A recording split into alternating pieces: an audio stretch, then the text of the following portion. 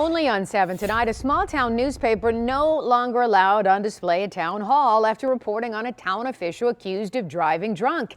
It now has the paper arguing not so fast and town officials struggling to explain their actions. 7 investigator Jonathan Carlson live in Macomb County right now with more on this story. Jonathan? Carolyn, good evening to you. The town supervisor says this is just small town politics. Meanwhile, the newspaper says they're trying to push out the First Amendment. Bruce Township Hall sits in the quiet village of Romeo. Its main newspaper, The Record. But you won't find it on display inside Town Hall anymore. That's because the Board of Trustees voted to ban the publication from the public building. It's, trampling on people's freedom of speech and freedom of the press.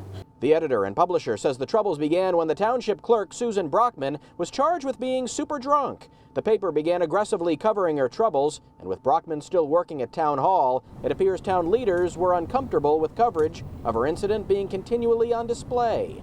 The town supervisor tried to spin the ban as a business decision.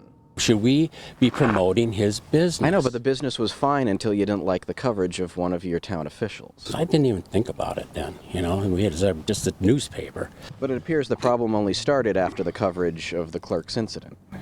Yes. She still works here. Was it pulled because she was uncomfortable seeing it there? I mean, was this a favor That's for her? something you have to ask her. The only town official to oppose the ban, the town treasurer, who got into it with a supervisor who accused her of being out to get the clerk. You took the papers, took them in your office, and then you started this. Have you seen the article on Susan yet? Well, here, maybe you can see this. I never said that. Nonetheless, this comes down to censorship, says the paper. It's our First Amendment right to be able to print and distribute the news, how we see fit, regardless of what a public official says.